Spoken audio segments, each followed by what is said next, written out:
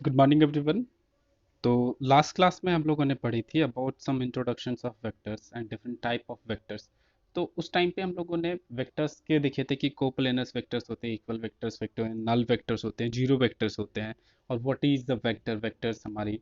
ठीक है। तो हम लोगों ने लास्ट क्लास में जिसके हिसाब देखी थी उसके हिसाब से था कि a vector is a quantity, a physical quantity which possesses magnitude as well as direction. तो अब इस क्लास में हम लोग देखेंगे कि how it how a vector is represented. ठीक है, एक वेक्टर्स को हम लोग रिप्रेजेंट करने का काम कैसे करते हैं। तो एक वेक्टर को, ठीक है, एक वेक्टर हमारा कार्टेशियन कोऑर्डिनेट में रिप्रेजेंट होता है। और कार्टेशियन कोऑर्डिनेट किसको कहते हैं, तो एक्स वाई जेड। ठीक है, आप एक्स वाई जेड एक्सिस इस तरह का प्लेन का जो ड्रॉ करते हो, X axis Y axis Z axis, इस कोऑर्डिनेट सिस्टम को इस कोऑर्डिनेट सिस्टम को हम लोग कार्टेशियन कोऑर्डिनेट सिस्टम कहते हैं। और इसमें एक वेक्टर कैसे रिप्रेजेंट होता है, तो एक वेक्टर रिप्रेजेंट होता है A vector A represented A X. हमारा ए एक्स है magnitude of A vector X, sorry magnitude of vector A. I cap हमारा क्या रिप्रेजेंट करने का काम करता है, एक कार्टेशियन कोऑर्डिनेट में हमारा वेक्टर कुछ इस तरह से रिप्रेजेंट होता है। और इसमें आई कैप हमारा जो यहाँ पे टर्म है वो बताने का काम करता है कि जो डायरेक्शन है, अब बार बार अगर आप लिख रहे हो कि 10 मीटर अलोंग ईस्ट, ठीक है, तो थोड़ी सी कंफ्यूजन हो रही है, मतलब थोड़ा सा ज़्यादा लिखने का ज़रूरत पड़ रहा है। ठीक है, और ज़्यादा सटीक नहीं है, इसीलिए कोऑर्डिनेट सिस्टम पहले लाया गया और उस कोऑर्डिनेट सिस्टम के हिसाब से डायरेक्शंस को डिफाइन करना शुरू किया गया। ठीक है, तो उसमें भी शॉर्ट फॉर्म में लिखने के लिए क्या किया गया कि अगर आप लिख लो 10 मीटर अलोंग एक्स एक्सिस तो काफ़ी लंबी टर्म होगी, उसके जगह पे उन्होंने सीधा सीधा सिस्टम में क्या निकाला कि आई कैप लिख दो, एक नोटेशन डाला। आई कैप क्या बताती है कि the body is moving along x axis. तो सिमिलरली वाई एक्सिस के अलोंग है तो जे कैप है, के कैप लिखा हुआ है तो जेड एक्सिस के अलोंग होगा। और इस फॉर्म में एक वेक्टर ए को रिप्रेजेंट किया जाता है A X I cap, A Y J cap, A Z K cap. जो ए एक्स है वो हमारा बता रहा है कि वेक्टर ए का ए एक्स, ये जो मैग्नीट्यूड है, ठीक है, वो कितना मैग्नीट्यूड आई कैप के अलॉन्ग है, एक्स एक्सिस के अलॉन्ग है, तो A x magnitude x axis के अलॉन्ग है। वाई एक्सिस के अलॉन्ग कितनी मैग्नीट्यूड है, ए वाई है। जेड एक्सिस के अलॉन्ग कितनी मैग्नीट्यूड है, तो ए जेड है। यानी कि अगर कोई वेक्टर ए है तो उसका कुछ अमाउंट एक्स एक्सिस के अलॉन्ग है, कुछ अमाउंट एक्स एक्सिस के अलॉन्ग है, कुछ अमाउंट वाई एक्सिस के अलॉन्ग है, और कुछ अमाउंट जेड एक्सिस के अलॉन्ग है। तो वो जो मैग्नीट्यूड है हमारे, ठीक है, कौन कितना है, सो इस फॉर्मेट में रिप्रेजेंट होता है। यानी कि कोई भी वेक्टर्स को हम लोग कार्टेशियन कोऑर्डिनेट्स में कुछ इस फॉर्मेट में रिप्रेजेंट करने का काम करेंगे। ठीक है, अब ये तो वेक्टर फॉर्म हो गया। अगर ये इस तरह का वेक्टर फॉर्म में लिखा हुआ है, ठीक है, और आपको सिर्फ मैग्नीट्यूड निकालने में इंटरेस्ट है, यानी आपको सिर्फ ये जानना है कि इस वेक्टर ए का ओवरऑल मैग्नीट्यूड कितना है, डायरेक्शंस नहीं जानने में इंटरेस्टेड है, सिर्फ मैग्नीट्यूड आपको जाननी है। तो वो कैसे निकालते हैं, तो magnitude of A vector A is calculated as, ठीक है, जब भी हम लोगों को मैग्नीट्यूड निकालना लगता है वेक्टर ए का तो इसके साइड में ऐसे दो पैरेलल लाइंस खींचते हैं। इसका मतलब हुआ, इसका जो पूरा मीनिंग होगा वो होगा मैग्नीट्यूड ऑफ वेक्टर ए। ठीक है, और वो हम लोग कैसे निकालते हैं, तो magnitude of A vector A is equals to root under X component का स्क्वायर, वाई कंपोनेंट का स्क्वायर, जेड कंपोनेंट का स्क्वायर, सारे कंपोनेंट का स्क्वायर है, साथ में प्लस साइन है, यानी ए एक्स का स्क्वायर प्लस ए वाई का स्क्वायर प्लस ए जेड का स्क्वायर। ठीक है, तो मैग्नीट्यूड ऑफ ए हम कुछ इस तरह से निकालने का काम करते हैं। तो अब हम लोगों ने लास्ट क्लास में कैरेक्टरिस्टिक्स ऑफ वेक्टर्स में देखा था कि कैरेक्टरिस्टिक्स ऑफ वेक्टर में देखा कि जो वेक्टर्स होते हैं वो सिंपल अलजेब्रिक फॉर्म को नहीं फॉलो करते हैं। ठीक है, सिंपल अलजेब्रिक फॉर्म को फॉलो नहीं करते हैं। क्यों नहीं फॉलो करते हैं, कि यहाँ पे देखो ये फोर्स वाला केस था, इधर से भी फोर्स एफ लग रहा है, इधर से भी फोर्स एफ लग रहा है। तो अगर हम लोग डायरेक्शन को इन्वॉल्व नहीं करते हैं तो ये कहेगी कि इस बॉडी पे टोटल फोर्स 2F लग रहा है। पर जब हम लोग ओरिजिनल फॉर्म में इसको फील कराएंगे, इस बॉडी के रिस्पेक्ट में बात करेंगे, तो इसके ऊपर जो फोर्स लग रहा है वो जीरो है। क्यों, क्योंकि बॉडी का जो मोशन हो रहा है या वेलोसिटी जो प्रोड्यूस हो रही है या फिर किसी तरह का एक्सेलरेशन हो रहा है वो हमारा जीरो है। और अगर ये जीरो है तो फोर्स शुड भी zero, sorry, force must be zero. और अगर ये मस्ट जीरो है तो इसका मतलब है कि ये वाले के हिसाब से, ठीक है, ये वाली अलजेब्रिक जो है, ये वाला मैथमेटिक्स है वो काम नहीं करेगा। तो हम लोगों ने डायरेक्शंस को इन्वॉल्व करेंगे, तो एक को एफ को पॉजिटिव, दूसरे एफ को नेगेटिव, क्योंकि दोनों का डायरेक्शन रिवर्स है। ठीक है, तो जैसे डायरेक्शन इन्वॉल्व करेंगे वैसे ही हम लोग उस रिजल्ट को मिल जाएगा जो फिजिक्स के अकॉर्डिंग्स है। ठीक है, तो यानी कि अलजेब्रिक मैथमेटिक्स फॉलो नहीं करती है। तो इस क्लास में हम लोग क्या करेंगे, कि वैसे मैथमेटिक्स को देखेंगे जो हमारे वेक्टर्स पे ऑपरेट होते हैं, यानी कि mathematic operations over vectors.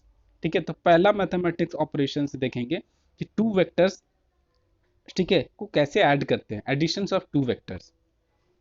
Let कोई वेक्टर ए इस फॉर्मेट पे रिप्रेजेंट किया हुआ है, बी वेक्टर बी इस फॉर्मेट में रिप्रेजेंट किया हुआ है, आई कैप के अलॉन्ग इतनी वैल्यू है, जे कैप के अलॉन्ग, के कैप के अलॉन्ग कुछ इतनी वैल्यूज है। सिमिलरली बी वेक्टर्स के लिए, तो उस सिचुएशन में अगर वेक्टर ए प्लस बी करना है, ठीक है, वेक्टर ए प्लस बी, तो क्या होगा कि आई कैप वाला आई कैप के साथ, यानी एक डायरेक्शंस वाले ऐड होंगे।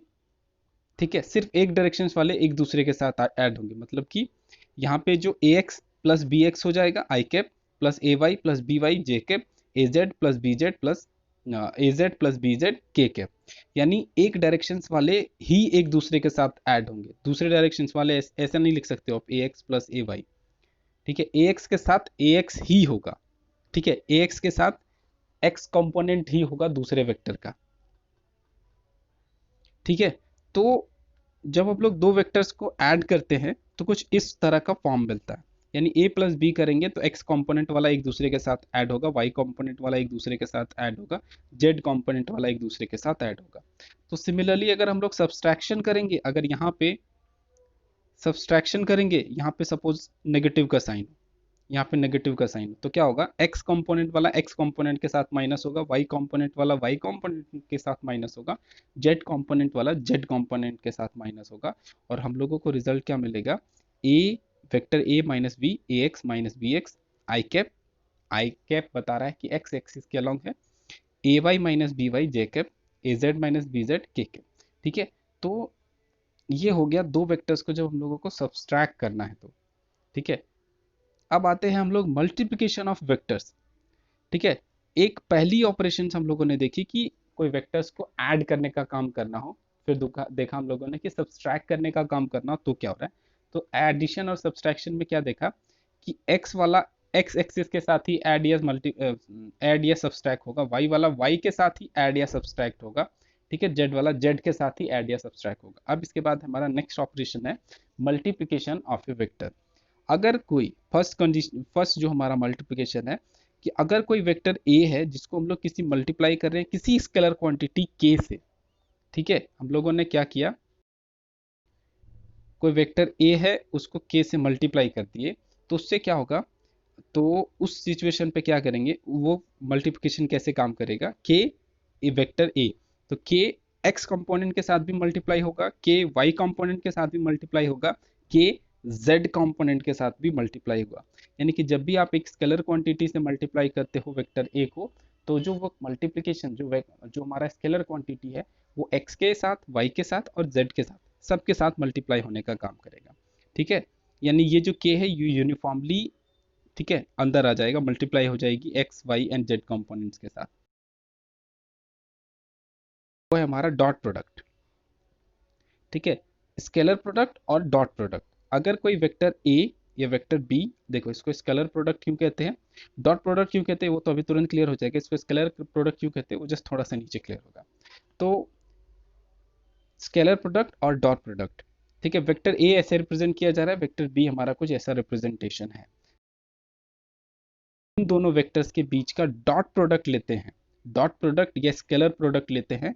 तो डॉट प्रोडक्ट इसको इसलिए कहते हैं क्योंकि इसको रिप्रेजेंटेशन का काम हम लोग बीच में डॉट डाल के लिखते हैं।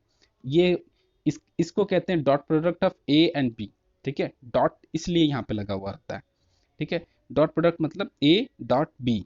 ठीक है, अब स्केलर प्रोडक्ट क्यों कहते हैं वो थोड़ा सा नीचे क्लियर होगा। फिलहाल डॉट प्रोडक्ट इसलिए कहते हैं क्योंकि यहाँ पे जो मल्टीप्लिकेशन का साइन होता है उसको हम लोग डॉट से रिप्रेजेंट करते हैं, क्योंकि ये कंप्लीटली मल्टीप्लिकेशन नहीं है, पूरे तरह से मल्टीप्लिकेशन नहीं है। ए डॉट बी हम लोग कैसे निकालते हैं, तो A dot B is equal to mod of A, यानी मैग्नीट्यूड ऑफ ए निकाल दो, मैग्नीट्यूड ऑफ बी निकाल दो, and cos theta. Cos theta जो में से जो थीटा है हमारी, वो थीटा क्या है, तो angle between A and theta समझने के लिए सपोज एक वेक्टर ए इधर जा रही है, एक वेक्टर बी इधर जा रहा है, और इन दोनों के बीच का एंगल थीटा है। तो यहाँ जो कॉस थीटा हम लोग कॉस थीटा लिख रहे हैं, वो कॉस थीटा में जो एंगल थीटा आ रही है वो हमारा थीटा ये, यानी वेक्टर ए का डायरेक्शन और वेक्टर बी के डायरेक्शन के बीच का जो एंगल है वो हमारा एंगल थीटा है। ठीक है, तो डॉट प्रोडक्ट ए और बी का निकालेंगे तो वो हमारा कितने के बराबर होगा, mod of A mod of B cos theta. ठीक है, where theta is angle between A and B. या फिर अल्टरनेट फॉर्म, दूसरा तरीका भी है डॉट प्रोडक्ट निकालने का। अगर आपको इस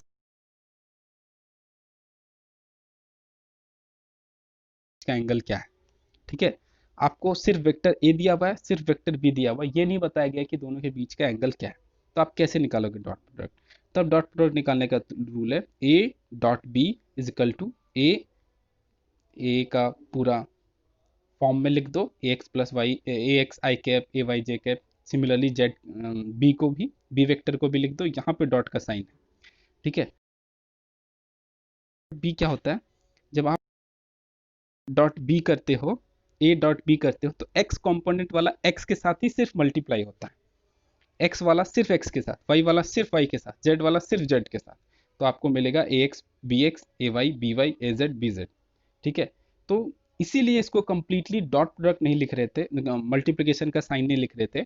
क्यों मल्टी लिख रहे थे, क्योंकि हम लोग जानते हैं कि अगर सपोज ऐसा लिखा रहे X plus Y into X plus Y, तो हम लोग क्या करते हैं, एक बार x को इसके साथ मल्टीप्लाई करते हैं, एक बार x को y के साथ मल्टीप्लाई करते हैं, फिर y को इसके साथ मल्टीप्लाई करते हैं, फिर y को इसके साथ मल्टीप्लाई करते हैं ना, यानी यूनिफॉर्मली मल्टीप्लिकेशन का काम करते हैं।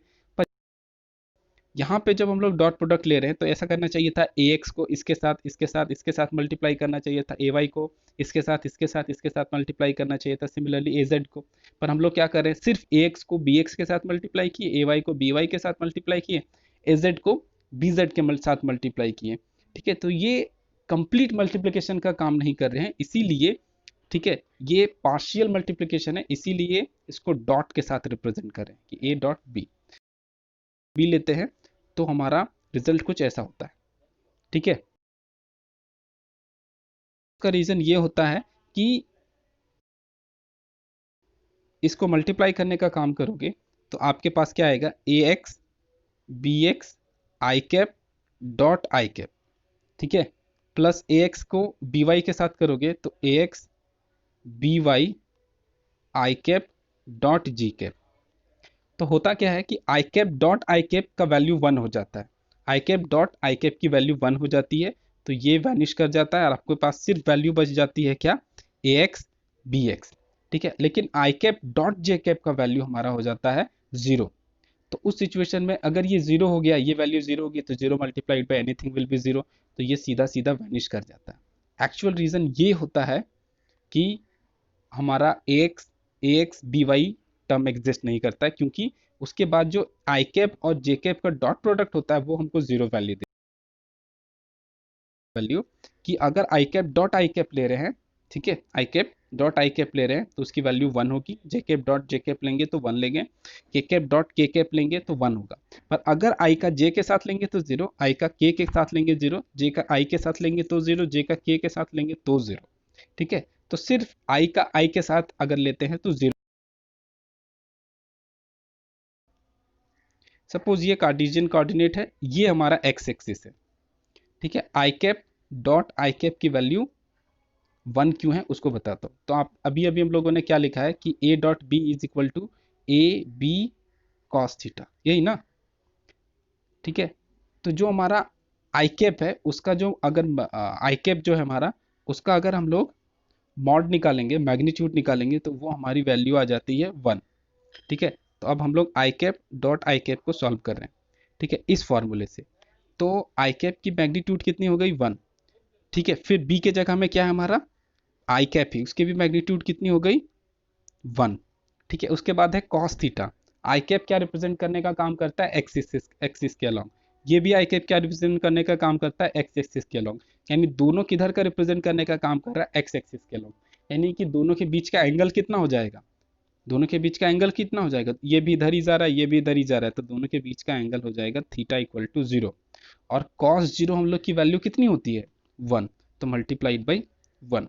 ठीक है, फाइनली रिजल्ट पहुंच गया, I cap dot I cap equals to one.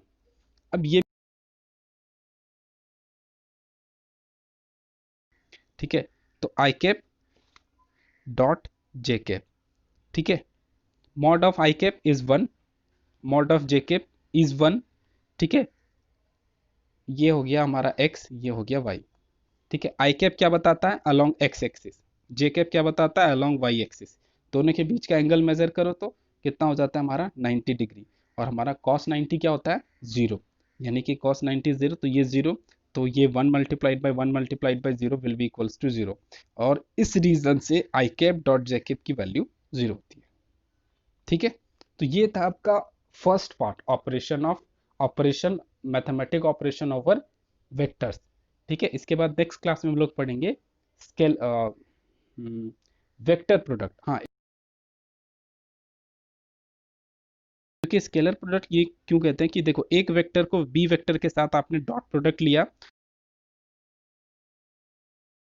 तो आ रही है फाइनल वैल्यू आ रही है A X plus B X plus A Y B Y plus A Z B Z. ये जो टर्म आ रही है, देखो इसमें कहीं पे भी आई कैप या जे कैप या के कैप कोई भी टर्म एग्जिस्ट कर रहा है नहीं ना। तो चूंकि यहाँ पे आई कैप जे कैप टर्म एग्जिस्ट नहीं कर रहा है, इसका मतलब इसके साथ कोई भी डायरेक्शन एग्जिस्ट नहीं कर रहा है। और जब भी कोई बॉडी के साथ, कोई भी फिजिकल क्वांटिटी के साथ किसी तरह का डायरेक्शन एग्जिस्ट नहीं करता है, तो वैसे फिजिकल क्वांटिटीज को हम लोग क्या कहते हैं, स्केलर कहते हैं ना। तो यानी कि दो वेक्टर एक दूसरे पे ऑपरेट हो रहे हैं, और ऑपरेट होने के बाद जो प्रोडक्ट दे रहे हैं, वो प्रोडक्ट हमारा कैसा है, स्केलर है। इसीलिए इसको हम लोग कहते हैं स्केलर प्रोडक्ट, ठीक है। डॉट प्रोडक्ट क्यों कह रहे हैं, क्योंकि डॉट प्रोडक्ट, क्योंकि जो ऑपरेशन है वो कंप्लीट मल्टीप्लिकेशन का काम नहीं कर रही है, पार्शियल मल्टीप्लिकेशन कर रही है। एक तरह के लोग, एक तरह के डायरेक्शंस वाले को एक तरह के साथ मल्टीप्लाई करने का काम करिए, इसलिए डॉट से रिप्रेजेंट कर रहे हैं, इसलिए डॉट प्रोडक्ट। क्योंकि फाइनल प्रोडक्ट हमारा स्केलर है, इसीलिए इसको स्केलर प्रोडक्ट। दोनों का नाम क्लियर हो गया। आगे नेक्स्ट क्लास में हम लोग पढ़ेंगे वेक्टर प्रोडक्ट और क्रॉस प्रोडक्ट, ठीक है। तो नेक्स्ट क्लास में आगे पढ़